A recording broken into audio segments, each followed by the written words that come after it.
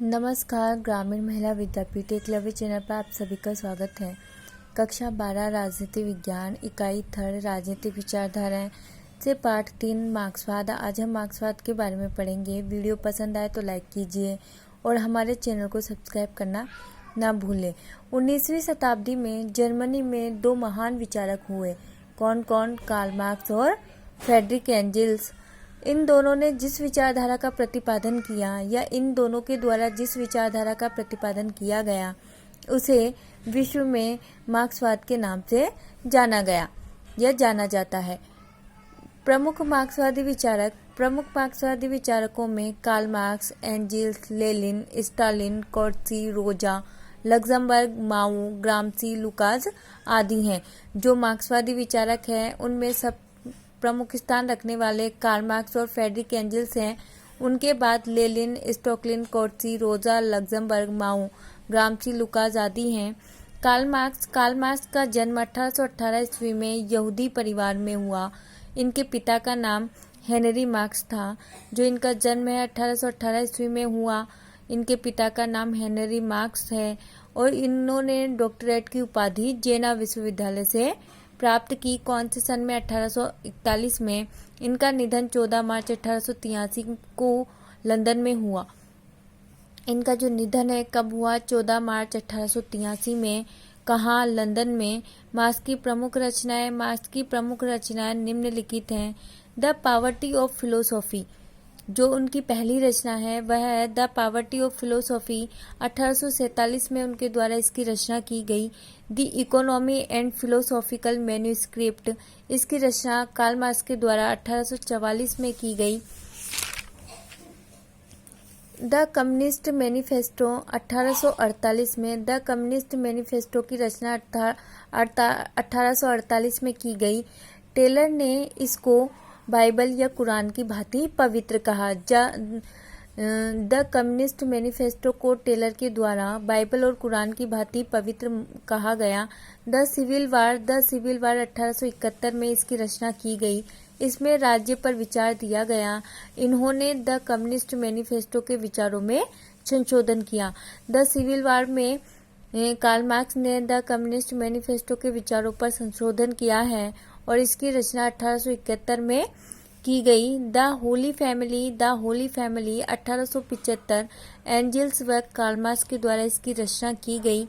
The German ideology 1845 में। द्वंद्वात्मक भौतिकवाद का सिद्धांत इसमें प्रतिपादित किया गया है। किसमें? द जर्मन आइडियोलॉजी में, जिसकी रचना 1845 में हुई। द कैपिटल वॉल्यूम 1, 2, 3 1894 में। तो द कैपिटल 1867 का पूरा नाम a contribution to the critique of political economy है। A contribution to the critique of political economy. Das Kapital का पहला खंड मार्क्स ने और बाकी के दो खंड किसके द्वारा रचे गए?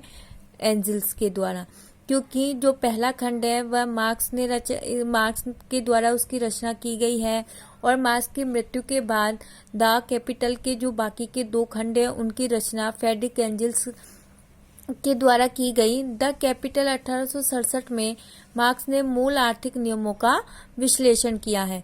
द कैपिटल जो 1867 है उसमें मार्क्स ने कौन से नियमों का विश्लेषण किया है? आर्थिक नियमों का। मार्क्स के दर्शन के निम्नलिखित स्रोत बताए गए हैं। मार्क्स ने समाज के विकास के लिए हीगल का द्वंद्वात्मक पद्धति को अपनाया है। मार्क्स ने क्या है? समाज के विकास के लिए कौन सी पद्धति अपनाई है? हीगल के द्वारा दी गई द्वंद्वात्मक पद्धति को अपनाया है। ब्रिटिश अर्थशास्त्रियों रिकार्डो एडम स्मिथ आदि के श्रम सिद्धांत के मुख्य सिद्धांत को ग्रहण कर अतिरिक्त मूल्य का सिद्धांत प्रतिपादन किया। जो कार्ल मार्क्स है उन्होंने अतिरिक्त मूल्य का सिद्धांत किससे ग्रहण कर किया? तो अतिरिक्त मूल्य का सिद्धांत मार्क्स के द्वारा रिकार्डो एडम स्मिथ के श्रम सिद्धांत को ग्रहण कर दिया गया है। समाजवाद संबंधी विचार मार्क्स ने फ्रांसीसी चिंतन से प्राप्त किया है और समाजवादी जो विचार है मार्क्स के द्वारा किससे प्राप्त किए गए हैं? फ्रांसीसी चिंतन से। मार्क्स को प्रभावित करने वाले विचारक। मार्क्स को जिन जिन विचारकों ने प्रभावित किया है वह सेंट साइमन, चार्ल्स फोरियर आदि हैं। मार्क्स के वैज्ञानिक समाजवाद के 4 स्तंभ। मार्क्स ने समाजवाद को वैज्ञानिक किस आधार पर बताया गया है उसके 4 स्तंभ हैं। द्वंदात्मक भौतिकवाद, इतिहास की आर्थिक भौतिकवादी व्याख्या या इतिहास की आर्थिक व्याख्या, वर्ग संघर्ष का सिद्धांत और अतिरिक्त मूल्य का सिद्धांत। इन चारों सिद्धांत के आधार पर मार्क्स ने समाजवाद को वैज्ञानिक कहा है। मार्क्स ने समाजवाद को वैज्ञानिक, द्वंदात्मक भौतिकवाद, इतिहास की भौतिक व्याख्या, वर्ग संघर्ष का सिद्धांत और अतिरिक्त मूल्य के सिद्धांत के आधार पर कहा है। मार्क्सवाद की मूल मान्यता या सिद्धांत। तो मार्क्सवाद ने निम्नलिखित सिद्धांत दिए हैं। इनमें द्वंदात्मक भौतिकवाद का सिद्धांत, इतिहास की आर्थिक व्याख्या, वर्ग संघर्ष का सिद्धांत, अतिरिक्त मूल्य का सिद्धांत, मार्क्स का राज्य सिद्धांत, प्रजातंत्र, धर्म व राष्ट्र के संबंध में धारणा, मार्क्सवादी पद्धति, कार्यक्रम आदि ये मार्क्स के मूल मान्यताएं व सिद्धांत हैं। मार्क्स को समझने के प्रमुख आधार। मार्क्सवाद को समझने के जो प्रमुख आधार हैं वह 3 हैं। पहला, उत्पादन प्रणाली, उत्पादन संबंध और उत्पादन के साधन। हम मार्क्सवाद को 3 प्रकार से समझ सकते हैं। उसको समझने के प्रमुख 3 आधार बताए गए हैं। एक तो उत्पादन की प्रणाली, उत्पादन में संबंध और उत्पादन के साधन। इन तीनों के द्वारा हम किसको समझ सकते हैं? मार्क्सवाद को समझ सकते हैं। द्वंदात्मक भौतिकवाद का सिद्धांत। द्वंदात्मक भौतिकवाद का सिद्धांत। तो द्वंदात्मक भौतिकवाद में 2 शब्द हैं। पहला है द्वंदात्मक और दूसरा है भौतिकवाद। द्वंदात्मक उस प्रक्रिया को स्पष्ट करता है जिसके अनुसार सृष्टि का विकास होता है। तो द्वंदात्मक का अर्थ क्या है? उस प्रक्रिया को स्पष्ट करता है। द्वंदात्मक जिससे सृष्टि का विकास होता है वह है द्वंदात्मक। और दूसरा शब्द है भौतिकवाद। भौतिकवाद का अर्थ लिया गया है सृष्टि के मूल तत्व को सूचित करना, यह भौतिकवाद है। तो द्वंदात्मक भौतिकवाद जो कि द्वंदात्मक है उसका अर्थ है सृष्टि का विकास करना, और सृष्टि का जिस प्रक्रिया के द्वारा सृष्टि का विकास हो रहा है वह है द्वंदात्मक। और दूसरा शब्द भौतिकवाद सृष्टि के मूल तत्व को सूचित करता है, भौतिकवाद। तो यह सिद्धांत हीगल की द्वंदात्मक पद्धति से लिया गया है। द्वंदात्मक भौतिकवाद का जो सिद्धांत है वह किससे लिया गया है? हीगल की द्वंदात्मक पद्धति से लिया गया है। द्वंदात्मक प्रक्रिया किसको कहते हैं? द्वंदात्मक प्रक्रिया तो समाज की प्रगति प्रत्यक्ष न होकर टेढ़े मेढ़े तरीके से हुई है। जो क्या कहा गया है द्वंदात्मक प्रक्रिया में कि समाज की जो प्रगति है वह प्रत्यक्ष न होकर कैसे हुई है? टेढ़े मेढ़े तरीके से हुई है। वाद, प्रतिवाद व संवाद के संश्लेषण को ही द्वंदात्मक प्रक्रिया कहा जाता है। जो हम वाद, प्रतिवाद और संवाद का संश्लेषण करते हैं तो उस प्रक्रिया को ही क्या कहा गया है? द्वंदात्मक प्रक्रिया कहा जाता है। भौतिकवाद हीगल सृष्टि का मूल तत्व चेतना व विश्वात्मा को मानता है। भौतिकवाद किसको कहा गया है? अब देखो कि हीगल सृष्टि का जो हीगल है जिन्होंने द्वंदात्मक पद्धति अपनाई है उसका द्वंदात्मक पद्धति का प्रतिपादन किया है। तो हीगल सृष्टि का मूल तत्व किसको मानते हैं? चेतना और विश्वात्मा को मानते हैं। जबकि कार्ल मार्क्स सृष्टि का मूल तत्व किसको मानते हैं? जड़ को मानते हैं। यही क्या है? भौतिकवाद है। हीगल के द्वारा सृष्टि के मूल तत्व क्या है? चेतना और विश्वात्मा है। और कार्ल मार्क्स सृष्टि का मूल तत्व किसको मानते हैं? जड़ को मानते हैं। तो इसको ही क्या कहा गया है? भौतिकवाद कहा गया है।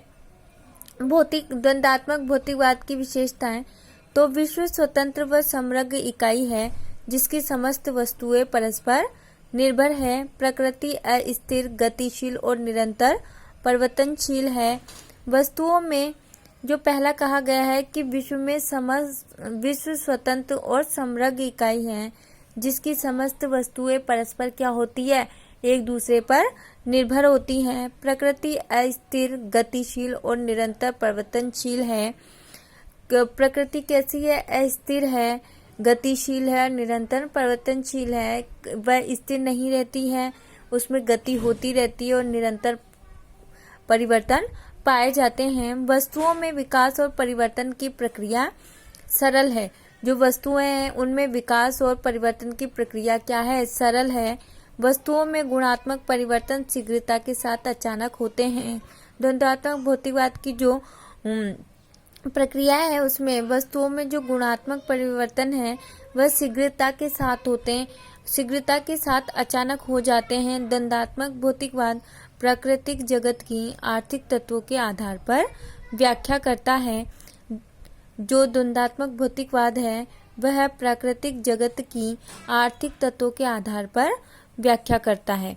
द्वंद्वात्मक विकास के नियम। तो द्वंद्वात्मक विकास के निम्न नियम हैं। विपरीत की एकता और संघर्ष का नियम, परिणाम से गुण की ओर परिवर्तन, निषेध का निषेध नियम। इसमें तीन नियम दिए गए हैं। एक तो विपरीत की एकता और संघर्ष का नियम, दूसरा परिणाम से गुण की ओर परिवर्तन, तीसरा निषेध का निषेध।